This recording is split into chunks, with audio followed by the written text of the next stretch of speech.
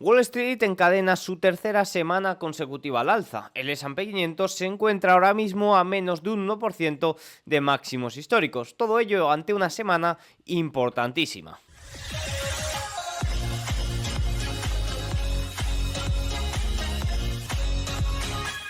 Muy buenas a todos y bienvenidos un día más al canal. Hoy es domingo 12 de mayo de 2024 y este es el vídeo semanal donde hablaremos de datos como el balance de la Reserva Federal, fondos monetarios, liquidez neta. También hablaremos de un informe muy interesante que se ha publicado sobre qué hay detrás del alza de los precios del oro, porque reacciona muy bien a las caídas de rendimientos reales, pero claro, los rendimientos reales llevan subiendo prácticamente desde 2019 y en cambio el oro ha alcanzado nuevos máximos históricos. A pesar de esos conflictos geopolíticos que evidentemente alzan el precio, están las compras o la demanda por parte de los bancos centrales, que muchas veces es demanda no informada. Luego hablaremos de ello, pero también evidentemente enfrentamos una semana importantísima. Venimos de una semana sin grandes catalizadores, sin grandes datos macro que provocaran grandes movimientos en el mercado. De hecho, el VIX, la volatilidad del S&P 500 ha caído a mínimos anuales.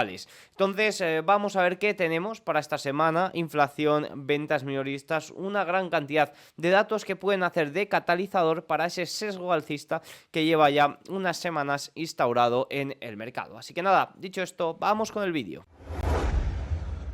Vamos a arrancar dando un repasito a lo que ha sido la semana en los mercados. El S&P 500 cerró subiendo un 1,85%, Dow Jones 2,16% arriba, Nasdaq 100 1,15%, Russell 2000 1,18%. Aquí pone su segunda semana consecutiva al alza, pero esto es porque no lo he cambiado, porque fíjense que es la tercera semana consecutiva al alza y nos encontramos muy cerquita de máximos históricos. Fíjense, el S&P 500 logró cerrar la semana arriba de los 5.200 puntos. De nuevo, muy cerquita de máximos históricos, apoyó media exponencial de 21 semanas, lo que viene a ser en diario, bueno, en diario no coincide ninguna, pero sobre todo sí que es cierto que desde desde la semana, desde el inicio de la semana, el lunes ya se rompió esa media de 50 semanas, una media importante y el sesgo positivo no ha cambiado durante la semana. Tampoco ha habido grandes datos, fíjense que los movimientos han sido muy pequeños en la semana. Sí que es cierto que el viernes, bueno, pues con ese dato sobre todo de sentimiento del consumidor de la Universidad de Michigan y datos de inflación pudiera tener algo de movimiento, pero aún así fue un día, fíjense, el viernes cerró solo un 0,17% arriba. Si nos vamos a ver por sectores, todos los sectores del mercado del S&P 500 han cerrado en positivo. Destaca especialmente el servicios públicos, el utilities, y el que peor rendimiento ha tenido en la semana ha sido el consumo discrecional. Estamos viendo resultados relacionados con el sentimiento del consumidor, relacionados con el consumo, que están cayendo bastante. Esta semana tenemos ese dato de ventas minoristas, el miércoles, va a ser fundamental porque se está viendo una desaceleración en el consumo bastante fuerte y bastante repentina también. Vamos a ver si se muestran las ventas minoristas, porque muchas compañías, pues eso, de consumo, especialmente discrecional, se están viendo afectadas o están informando sobre la debilidad que hay aquí, y eso se está viendo representado pues sobre todo en el ETF de consumo discrecional. Si observamos datos de amplitud, pues ya hemos visto que el S&P 500 está muy cerquita de máximos históricos. El porcentaje de valores por encima de la media de 200 sesiones está casi en el 77%. El porcentaje de valores por encima de la media de 50 sesiones se encuentra en el 57%. Y ojo, porque el porcentaje de valores por encima de la media de 20 sesiones, estos son evidentemente, es una señal con muchísimo ruido, pero dio señal alcista cuando cayó por debajo de 10 hace 4 semanas, pues en este momento es de también aproximadamente el 77% y ojito, muy cerquita de alcanzar niveles acordes con una posible con posibles correcciones, o sea que muy cerquita de ciertos niveles importantes. Pero oye, la amplitud vemos que está acompañando, vemos que especialmente dentro del S&P 500, pues el mayor porcentaje de compañías están reaccionando muy bien las últimas 4 semanas. Ahora, este dato de la media de 50 sesiones, fíjense que todavía se sitúa ahí por debajo de 60. Todavía no supera esa barrera de los 60. Pero básicamente lo que nos muestra esto es que a largo plazo muchas compañías, o ampliando un poco más, no largo plazo, ampliando un poco más, muchas compañías tienen una tendencia alcista clarísima, evidentemente, fíjense, 77% por encima de la media de 200. En el medio plazo, vamos a decirlo así, pues sí que es cierto que muchas todavía no han recuperado ese terreno al alza, pero en el cortísimo plazo están mostrando una fortaleza bastante importante. Así es como se podría interpretar un poco estos datos. Si os vamos al Nasdaq 100, pues también se quedó a tan solo un 1,65% de máximos históricos, tuvo un rendimiento también muy positivo en la semana. Eso sí, las pequeñas compañías, pese a que también tuvieron un rendimiento positivo, se quedaron con un movimiento algo más contenido, sobre todo el viernes, con esos datos bajistas, sobre todo porque mostraban un sentimiento del consumidor muy inferior a lo esperado y unas expectativas de inflación bastante superiores a lo esperado, que desde mi punto de vista son datos sin mucha importancia. Con respecto a la inflación, lo más importante es el dato de la semana que viene, pero bueno, ante sesiones donde no hay gran volumen, grandes volatilidades, pues puede provocar ciertos movimientos. El Russell 2000 en este momento se encuentra a más de un 3% de estos máximos previos de inicios de abril y a más de un 19, casi 20% de los máximos históricos registrados a finales de 2022. Sí que es cierto que el Russell 2000 ha tenido dos muy buenas semanas, sobre todo impulsado por el cierre de cortos de la mayoría o de las pequeñas compañías que tienen el mayor porcentaje de cortos, ¿no? Ha tenido un muy buen rally, de hecho ha tenido el mejor rally, la cesta de valores cortos de Goldman en los últimos 3 meses, pero esta semana sí que es cierto que se ha quedado un poco contenido. Este rally pues ha venido sobre todo especialmente por resultados empresariales. También hay que hablar que si ponemos el foco en resultados empresariales, luego lo veremos más detalladamente, pero pese a que se están superando las estimaciones, sobre todo de beneficios, las reacciones no están siendo muy positivos. En definitiva, y como se argumentaba en los últimos informes, sobre todo en la última semana, estamos ahora mismo en un periodo con un sesgo alcista muy positivo. Estamos entrando a nivel estacional, de hecho ya ahora a mediados de mayo entramos en un periodo estacional bastante más positivo que el de las últimas semanas. Estamos también en periodo de recompras, ahora vamos a ver, y también los CTA, como informábamos el lunes pasado, están en modo compradores. Fíjense, el periodo estacional en el que nos encontramos ahora mismo es bastante fuerte, tanto en años electorales como en años normales. Fíjense que estamos ya a mediados de mayo, y aquí en mediados de mayo es un poco donde hace el suelo prácticamente de esta corrección que se inicia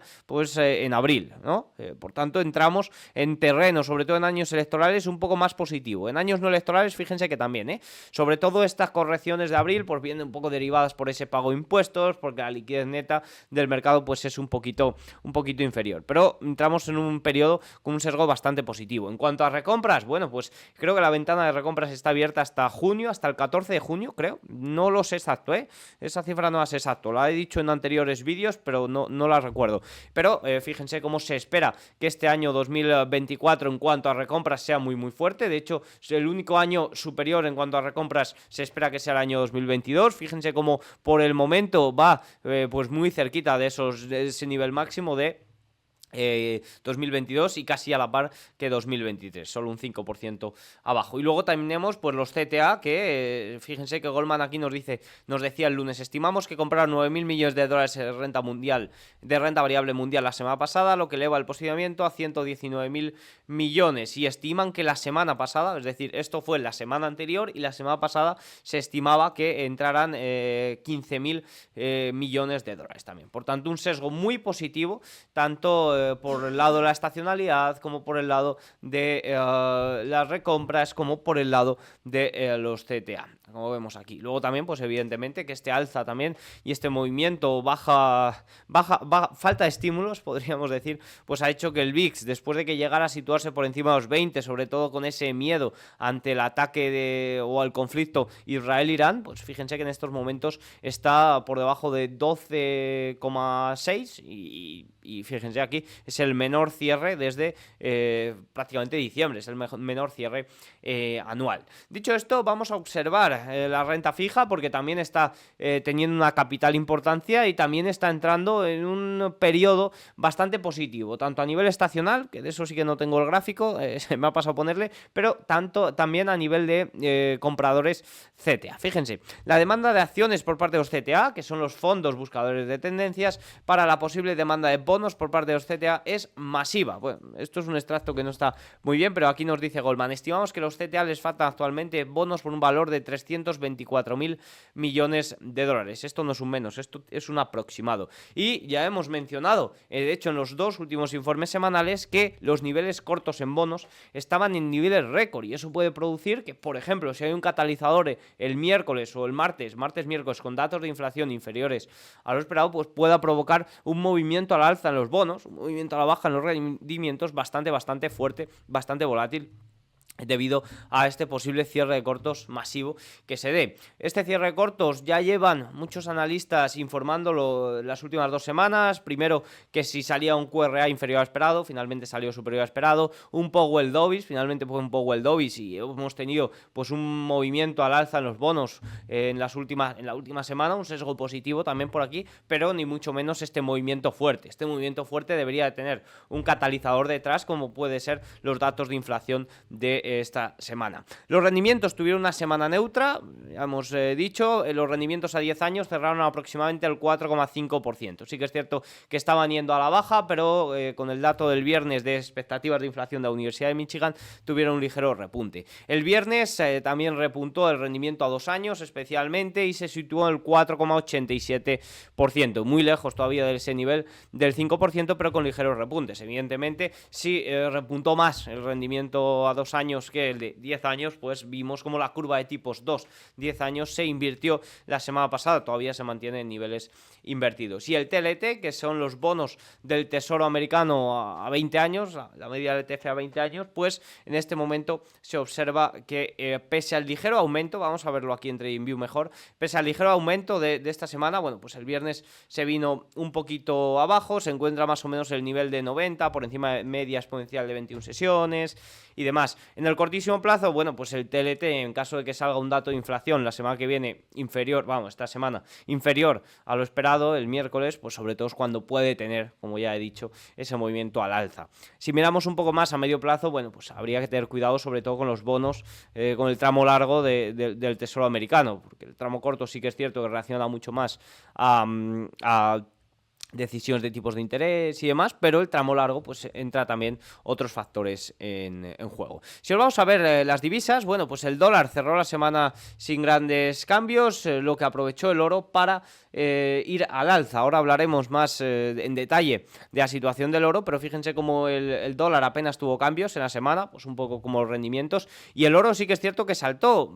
¿Por qué saltó el oro? Bueno, pues pudo estar ligado a posibles caídas de los rendimientos de las últimas semanas, que no había recogido el precio, pues puede ser, pero es que lo cierto es que en el oro no vemos que no está actuando o no está reaccionando tanto a las caídas de rendimientos reales, sino que es que parece que hay una parte de demanda muy fuerte por detrás, que es lo que ha mantenido el precio, sobre todo en las últimas alzas de los rendimientos. Ahora hablaremos un poco más en detalle del oro. El Bitcoin, pues fíjense cómo aguanta los $60.000 por el momento.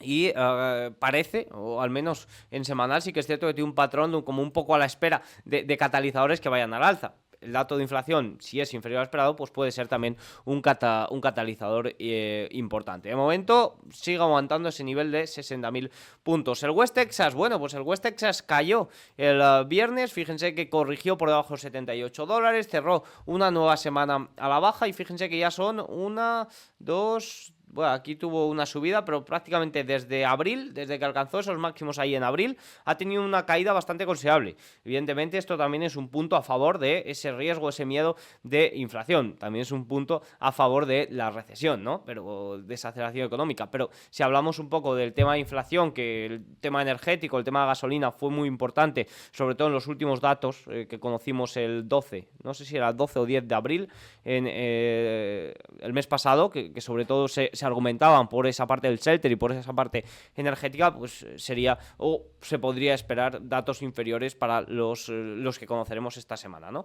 Así que nada, visto esto, vamos a dar un repasito a Europa. Fíjense, el índice bursátil de Europa cerró en máximo histórico el viernes, el Eurostoxx 600, camino hacia su mayor ganancia semanal desde finales de enero, su mejor semana desde enero, ya que el apetito por el riesgo se vio reforzado por las crecientes apuestas respuestas a recortes de tasas de interés en la región y una temporada de ganancias bastante sólida. Fíjense, el Stoxx 600 terminó un 0,7% más alto el viernes y alcanzó nuevos máximos históricos, al igual que Alemania y Francia. Alguna cosilla más que tengo por aquí: las acciones europeas han recuperado su racha récord, con Stoxx 600 logrando una ganancia semanal del 3% y tomando respiro después del difícil abril. La euforia en torno a la inteligencia artificial y el alivio de la política monetaria, entre factores, había provocado ganancias excepcionales en las acciones de la región a finales de 2023. Bueno, sobre todo quería hacer un comentario, y es que esto estaba aquí. Las minutas de la reunión de la política de abril, que se conocieron el viernes, mostraron que los responsables de política favorecían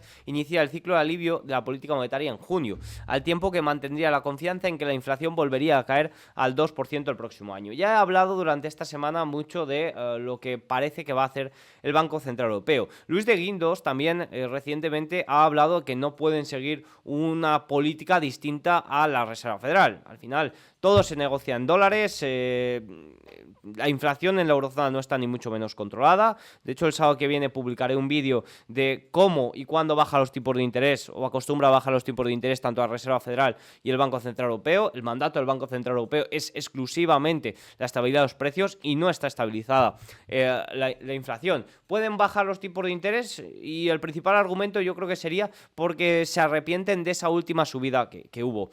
Evidentemente, bajar los tipos de interés 25 puntos básicos no va a provocar un alza de la inflación para el mes que viene. Esto no funciona así, pero sí que es cierto que la estabilidad no se ha logrado y que puede ser arriesgado, sobre todo si la Reserva Federal no decide mantener los tipos de interés elevados más tiempo. ¿Por qué? Pues porque debilitas al euro frente al dólar, todo se negocia en dólares y importas inflación, ¿no? Ese puede ser el principal problema. Si vamos a mirar un poquito los gráficos de la Europa, pues ya hemos visto el Eurostoxx 600 como cerró en máximos históricos, el DAX alemán más de lo mismo, también máximos históricos, una semana en la que ha ganado un 4,28%, no llevábamos sin ver una semana así, pues fíjense, desde noviembre de 2023. CAC francés también ha cerrado máximo histórico, subiendo un 3,29% en la semana, su mejor semana desde, para ser exactos, pues tenemos que remontarnos a, bueno, no tanto, enero de 2024. Sí que es cierto que el CAC francés se vio muy afectado la semana pasada, sobre todo por la caída de la banca, y esta semana ha tenido una gran recuperación. Si observamos España, la semana la cierra un 2,31% arriba. Ha tenido días difíciles España, de hecho ha habido días que subían todos los índices europeos y España no, debido sobre todo al tema de BBVA y Sabadell. Se presentó un acuerdo para fusionarse a inicios de semana entre BBVA y Sabadell.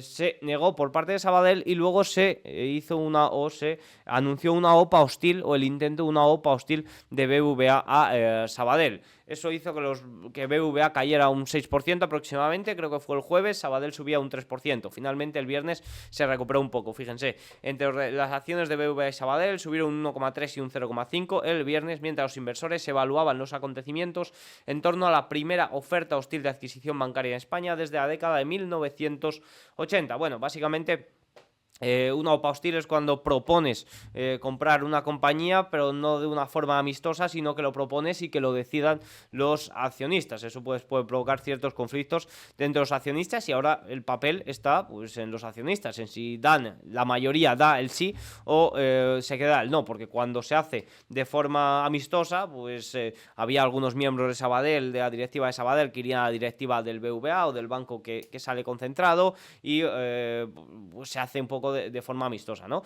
La OPA ha sido por lo mismo, es decir, por comprar las acciones más una prima, la prima la misma que se presentó en el acuerdo de fusión, pero sí que es cierto que también tiene varias trabas en cuanto a gobiernos, en cuanto a CNMV y demás. ¿Por qué? Pues porque se convertiría en el segundo banco por depósitos más grande de España, la concentración bancaria en España ya es bastante elevada, y bueno, pues todo parece indicar que salga o no salga esta OPA hostil, todo va a ir hacia esa mayor concentración bancaria. Sí que es cierto que, bueno, pues vienen fuertes, sobre todo muchos bancos, muchos neobancos, muchas fintechs también relacionadas, y bueno, pues por ahí sí que es cierto que existen otras alternativas en España, por supuesto. Así que nada, esto es un poco lo que se puede mencionar de Europa. Si nos saltamos a Asia, pues ha sido una semana muy positiva para China, especialmente el Hansen. Fíjense que ha tenido una semana subiendo un 2,64%, 3 semanas consecutivas al alza. Fíjense que esto de 3 semanas consecutivas al alza no se veía, bueno, se vio aquí en febrero de 2024, pero tendríamos que irnos,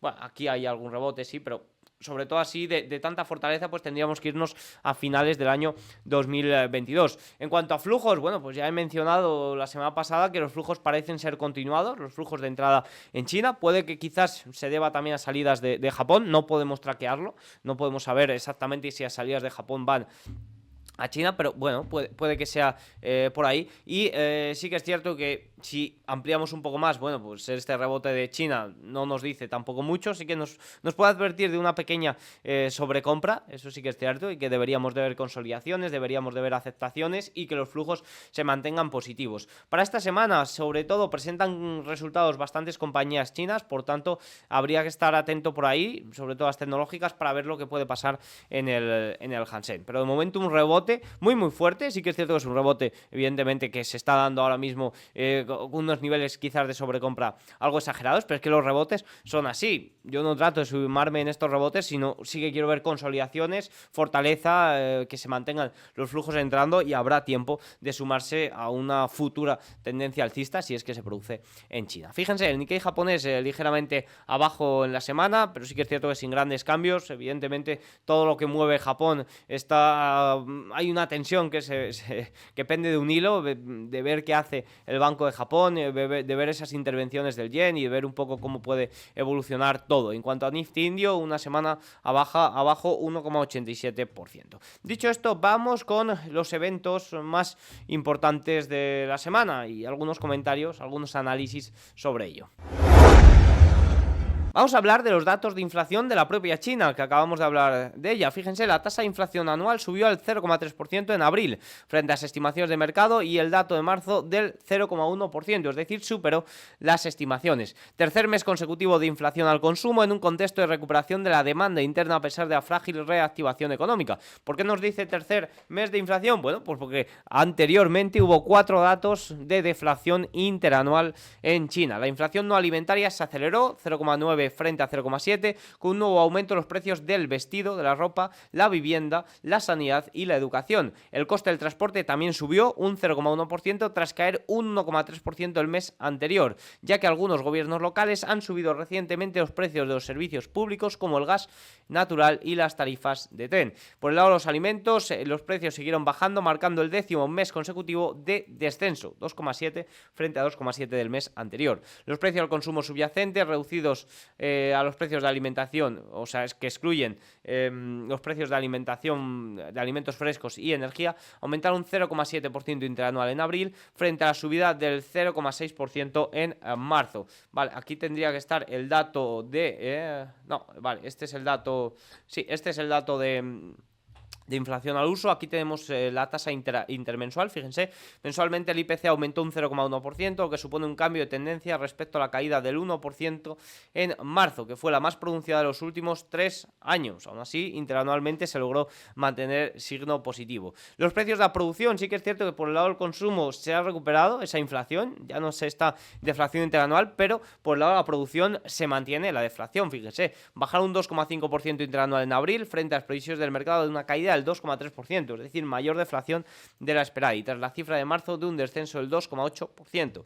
Fue el 19º mes consecutivo de contracción de los precios de fábrica, de los precios al productor, lo que subraya la persistente incertidumbre económica a pesar de las múltiples medidas de apoyo al gobierno. Esto sí que es cierto que es un problema, es decir, al consumo ya se ha recuperado datos positivos, pero en cuanto al productor se mantiene una deflación que puede ser bastante preocupante y que explica muchos de los problemas o de esa desaceleración económica que tiene China. Recordemos, cuando hablemos de China no podemos hablar de recesión a nivel global, es desaceleración, muestra un crecimiento económico de un 5% anual, ¿no? Sí que es cierto que sobre todo hay partes, como ese sector inmobiliario, que sí que está en recesión y que tiene un peso cada vez menor, pero sí que es cierto que es un peso superior al 20%. Dicho esto, vamos a observar algunos datos de los resultados empresariales. Ya ha presentado pues más del 80-85% del total del peso del S&P 500, queda muy poquito, queda alguna semana importante como la que viene, que presenta pues algún valor como Nvidia, así con gran peso, pero no queda mucho, fíjense.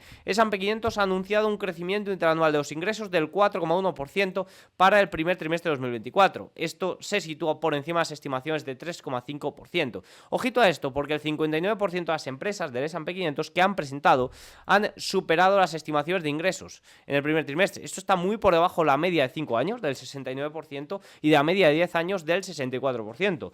Ojito que no se están superando las estimaciones de ingresos. En cuanto al crecimiento interanual de los beneficios, es un crecimiento del 5,4%, superior también al 3,4% que se esperaba. Sí que es cierto que en cuanto a beneficios sí que se están superando las estimaciones. Fíjense, 78% de las empresas lo han superado, por encima de la media de 5 años del 77% y por encima de la media de 10 años del 74%. Por tanto, viendo estos datos de FATSES, vemos cómo en cuanto a beneficios se están superando las estimaciones en más de lo que suele ser habitual. En cuanto a ingresos, no. En cuanto a ingresos, no se está superando. Y eso quizás, eso quizás explica esto, que el movimiento del día de ganancias de este trimestre ha sido negativo para la acción promedio del S&P 500. Al igual, o a diferencia del trimestre pasado, que el día siguiente a los resultados solía ser un día positivo, pues sí que es cierto que quizás debido a ese fallo, sobre todo, o mayor fallo de muchas compañías ante las estimaciones de ingresos, se está teniendo un rendimiento inferior. Ya hemos argumentado también, sobre todo, cómo compañías de consumo discrecional, sobre todo, están fallando mucho en cuanto a previsiones.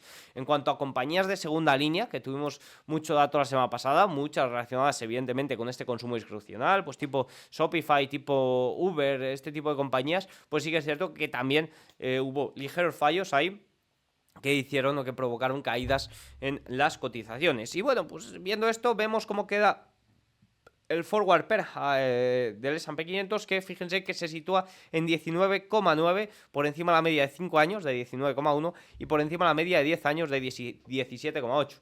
Bueno, yo creo que no es nada preocupante. Fíjense que a finales de 2020 se situaba por encima del 20%, incluso por encima del 23%. De momento yo creo que no se mantiene por encima de la media, pero una sobrevaloración ni mucho menos alarmante, ¿no? La que podríamos hablar, ni mucho menos hablar de burbuja en estos momentos. En el índice global, y ya he argumentado también durante todo este inicio de año cómo no se puede hablar de burbuja en sectores concretos, como por ejemplo la inteligencia artificial. Uno de los mayores aspectos para relacionar con la burbuja es el tema de las IPOs, de las salidas a bolsa, algo que ahora mismo está muy muy parado. Dicho esto, vamos a hablar del oro. Acostumbramos generalmente a hablar de que el oro reacciona sobre todo a caída de rendimientos reales. Fíjense en este gráfico, como vemos, como desde 2019, bueno, mejor vamos a verlo desde este gráfico, el siguiente gráfico. Fíjense esta evolución desde el año 2000, en azul el precio del oro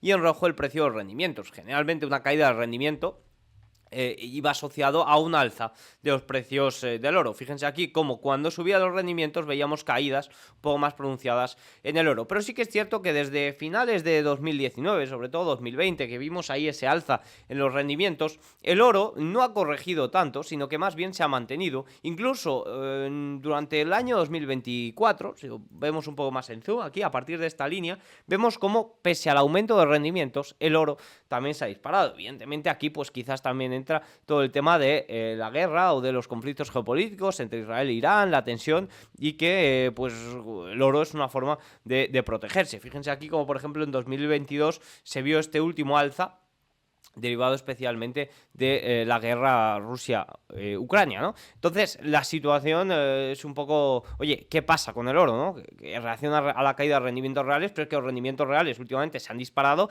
y el oro no simplemente mantiene el tipo, porque una cosa es que mantenga el tipo, como prácticamente lo ha hecho en toda esta subida desde 2020, y otra es que se dispare hasta máximos históricos, hasta superar los $2.400 la onza, ¿no? Pues además de esos conflictos geopolíticos, Goldman Sachs ha publicado un informe muy interesante que nos muestra cómo la demanda por parte de los bancos centrales de oro se ha disparado totalmente. Fíjense, Goldman Sachs confirma que los bancos centrales impulsan el aumento de la demanda de oro desde mediados de 2022 y que nuevas perturbaciones geopolíticas financieras pueden empujar los precios del oro significativamente al alza. Es decir, son sobre todo caída de rendimientos reales y conflictos geopolíticos los que actúan de catalizadores del precio del oro, pero un precio del oro que se mantiene muy elevado porque la demanda por parte de los bancos centrales es muy alta. Fíjense, primero Goldman argumenta que los bancos centrales y especialmente los bancos centrales de mercados emergentes han impulsado la fiebre del oro. A saber, las compras de oro por parte de los bancos centrales a nivel mundial se han triplicado desde la invasión de Rusia a Ucrania. Y aunque Goldman nos recuerda que la mayoría de las compras por parte de los bancos centrales no se informan, 6 bancos centrales emergentes, China, Polonia, Turquía, Singapur, India y Qatar, impulsan todas las compras monetarias netas informadas desde mediados de 2022. Goldman cree que los choques geopolíticos y financieros impulsan la demanda de los bancos centrales. Las encuestas y la historia muestran que los bancos centrales de mercados emergentes compran oro como cobertura contra choques geopolíticos y financieros, escribe Goldman, y agrega que basándose en un índice de sanciones financieras en Estados Unidos y los diferenciales de swap, incumplimiento crediticio de Estados Unidos, nuestro modelo encuentra que los temores, los temores de choques geopolíticos y los temores de choques a la deuda soberana de Estados Unidos o al sistema financiero del dólar explican bien la compra de oro por parte de los bancos centrales. Aquí nos mete también el tema del dólar. Desde mi punto de vista, el dólar no corre peligro, es decir, todo esto de desdolarización que se viene diciendo, calma. Sí que es cierto que no lo veo claro, ni mucho menos al corto plazo, pero dólar y oro vemos cómo siguen actuando o reaccionan muy bien como activos de reserva. En cuanto ocurre algo, sube el oro, pero también sube especialmente, o también se aprecia especialmente el dólar. Por tanto, no veo el motivo de elegir uno u otro en este momento. Evidentemente, sí que es cierto que el oro es la reserva de valor por excelencia, pero el dólar se mantiene como la divisa mundial en estos momentos. Y vemos que actúa muy similar. Las compras de los bancos centrales se explican completamente, aquí vamos a hablar ya un poco, vamos a mostrar algunos gráficos. Las compras de los bancos centrales explican completamente el aumento de la demanda mundial de oro desde el segundo semestre de 2022 en relación con el primer semestre de 2010, ya que la demanda de joyería se ha mantenido estable mientras que la demanda de inversión ha caído, es decir, la caída de los ETF. Esto es cierto porque sobre todo se ha visto cómo los flujos de ETF estaban cayendo en oro. De hecho, seguramente hayan visto muchos gráficos que comparan la entrada de flujos en Bitcoin, el ETF de Bitcoin, y la salida de flujos de oro. Y te dicen, no, está saliendo dinero en oro para entrar en Bitcoin. Pues la verdad es que no se puede traquear. Al igual que eso que he mencionado antes de Japón y China, de que se puede intuir que la salida de flujos de Japón van a China, pero que no hay forma de traquearlo. Tampoco hay forma de traquear las salidas de flujos desde oro que vayan a Bitcoin. Puedes interpretar que van a Bitcoin pues, por un poco ese parecido de reserva de valor, o si la interpretas como reserva de valor, pero no se puede traquear, no sabes a dónde van esos flujos que no están entrando en ETF de oro, ¿no? Y fíjense sobre todo aquí cómo la demanda de bancos centrales, pues vemos cómo se ha multiplicado, viendo sobre todo cómo se ha mantenido la joyería, cómo ha disminuido la inversión en ETFs y como otros, pues ocupa una parte no muy grande. Goldman señala que el aumento de las compras no declaradas explica plenamente la triplicación de las compras de oro de los bancos centrales mundiales desde mediados de 2022, mientras que las compras informadas se han mantenido estables. Y como señaló anteriormente, si bien la mayoría de las compras de oro de los bancos centrales ahora no se reportan, 6 bancos centrales de mercados emergentes, China, Polonia, Turquía, Singapur, India y Qatar, impulsan todas las compras monetarias netas reportadas desde mediados de 2022. Y aquí es donde vemos un poco esa triplicación desde la guerra Rusia-Ucrania, sobre todo por parte de los bancos centrales, ya hemos visto especialmente emergentes. Dicho esto, vamos a pegar un repasito a la situación del balance, fondos monetarios, BTFP y sobre todo la liquidez neta de la Reserva Federal. Los fondos del mercado monetario registraron entradas por tercera semana consecutiva. Ya comentábamos que sobre todo se vieron salidas hace un mes debido a ese pago de impuestos. Al final se rellena la cuenta del Tesoro y ¿por qué? Pues porque tiene que salir dinero por fondos monetarios propietarios, depósitos bancarios, incluso la bolsa, que quizás eso también explica esa corrección del S&P 500. En medio de todos los rumores sobre la reducción gradual del QT, bueno, rumores no, comentarios sobre ello, porque se ha anunciado ya oficialmente, pues el balance de la Reserva Federal ha disminuido esta semana, pero simplemente 9.100 millones de dólares. El plan de rescate bancario, el BTFP, pues que ya hemos informado en numerosos vídeos que ha finalizó el 11 de marzo. ¿Y qué significa que haya finalizado? Significa que no se puede pedir de nuevo, pero no que este préstamo, o sea, no que este dinero ya vaya a desaparecer, pero sí que es cierto que va desapareciendo conforme van cumpliendo los 12 meses, pero sí, eso sí, ahora mismo se mantienen todavía 112.800 millones de dólares que va a salir en algún momento del balance. ¿Por qué? Pues porque fíjense cómo este BTFP explica esta subida de enero de 2023 y esto pues tendrá que ir drenándose poco a poco conforme los bancos vayan devolviéndolo, ¿no? Por tanto, pues puede ser que el balance de la Reserva Federal empiece o se vea lastrado a la baja, al igual que se vio impulsado debido a ello, que son préstamos, pues se vea lastrado a la baja en los próximos datos. No obstante, si observamos la liquidez neta, la Reserva Federal, pues vemos como esta semana se ha mantenido, incluso ha tenido ligeros aumentos, después de 2 semanas de caída de la liquidez bastante fuerte. ¿Por qué? Pues sobre todo porque se ha rellenado la cuenta del Tesoro. ¿Qué es este dato? ¿Qué es la liquidez neta? Pues es el balance de la Reserva Federal menos la cuenta del Tesoro menos la cuenta del repo inverso. Sobre todo ha visto un aumento, especialmente durante el año 2023, porque la cuenta del repo inverso estaba drenando, era cada vez menor. Fíjense que el repo pues ahora mismo está más bien parado. El drenaje repo ahora mismo no se está produciendo, está más bien ahí entre los 400.000 y los 500.000, va rondando por ahí. De hecho, ya se ha anunciado ese tapering del QT, quizás próximamente se vuelva al QE, a la expansión cuantitativa, porque este drenaje repo, que ha sido lo que ha salvado un poco la liquidez, o que provocaba liquidez incremental, pues está a punto de finalizar. Aquí el típico gráfico en el que se ve un poco mejor cómo la caída del balance de la Reserva Federal está neutralizada, especialmente durante el año 2023, con este drenaje repo, esta caída del repo inverso, y aquí se puede ver sobre todo cómo la liquidez ha dejado de caer, incluso pues eso, aumentó en el año 2023. Y bueno, típico gráfico que compara el S&P 500 y la liquidez neta de la Reserva Federal.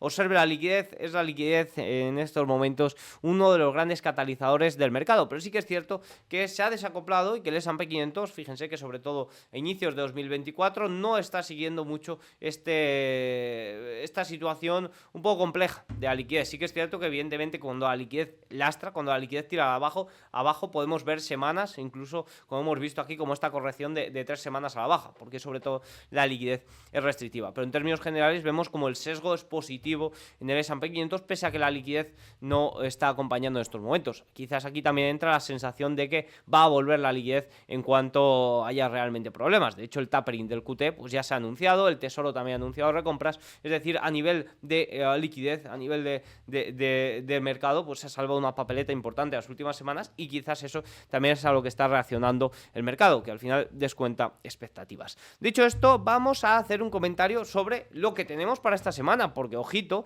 agárrense a la silla porque es una semana importantísima. Fíjense, empezamos por países. En Japón conoceremos el jueves datos de Producto Interior Bruto correspondientes al primer trimestre. Después del dato de crecimiento del cuarto trimestre de 2023, se espera que el primer trimestre del año haya una caída de un 0,3-0,4% en cuanto al crecimiento económico del país. En China ya hemos mencionado esos datos de inflación, datos al consumo, inflación interanual, datos al productor, deflación interanual, y ya van unos cuantos meses. Esta semana conoceremos datos el viernes de producción industrial, ventas minoristas, desempleo juvenil, ya saben que no nos lo cuentan, pero sobre todo datos muy importantes para ver la evolución durante el mes de China y si realmente va alzando el vuelo. Fíjense que a nivel de producción industrial se espera un dato de 4,6%, no son datos muy elevados, pero al final, como son comparaciones interanuales y sobre todo a inicios del año pasado se vio una recuperación, unos datos interanuales muy elevados, porque el año 2022 se estaba cerrado prácticamente por COVID, pues en cuanto a crecimiento interanual pues se puede ver un poquito más lastrado. Ventas minoristas, se espera un crecimiento entre un 3,2 y un 3,8. En cuanto a Reino Unido, tendremos el martes tasa de desempleo y también medias los salarios trimestrales. Puede ser importante para evaluar esa presión sobre los precios. En la eurozona, pues tenemos tasas de inflación finales, tanto en Alemania como en España para el martes, y el viernes tasa de inflación final en la eurozona. Ya se ha conocido la previsión, a no ser que haya grandes cambios, pues no debería haber grandes sorpresas. También conoceremos crecimiento intertrimestral de la eurozona, que se espera que la segunda revisión se sitúe en el 0,3%, y la encuesta de sentimiento económico para el martes en Alemania. Y si nos vamos, eso sí, a Estados Unidos, pues tenemos puntos muy importantes. El martes conoceremos datos de IPP, de inflación por el lado del productor, una primera pista para lo que puede ser el dato del miércoles. El martes también hablará Jerome Powell, puede que dé también alguna pista de lo que será el dato del miércoles. Luego el miércoles ya tenemos datos de IPC, también tenemos datos de ventas minoristas, o sea, el miércoles es un día importantísimo. En próximos vídeos ya haré más comentarios específicos sobre qué se podría esperar para este dato de inflación. Luego para el jueves también tendremos permisos de construcción, viviendas iniciadas, peticiones semanales de subsidio. Ya vimos la semana pasada cómo se disparó este dato, y ojito, porque si continúa por encima de estos niveles de 230, se estima que pueda volver a 220, pero si se mantiene por encima de estos niveles, pues es preocupante en cuanto a la desaceleración o el enfriamiento laboral. Y para el viernes conoceremos el indicador adelantado de Conference Board, que volvió a terreno negativo el mes anterior, después de un dato positivo en marzo, así que veremos a ver cómo evoluciona. En cuanto a resultados empresariales, esto es lo que tenemos para esta semana. Como he mencionado, Alibaba presenta el martes puntos importantes, sobre todo en Hang Seng, en Hong Kong. Así que nada, dicho esto, tiento los datos para una semana importantísima. Espero que les haya gustado el vídeo. Si es así, hacedme algún like, un comentario y nos vemos mañana. Chao.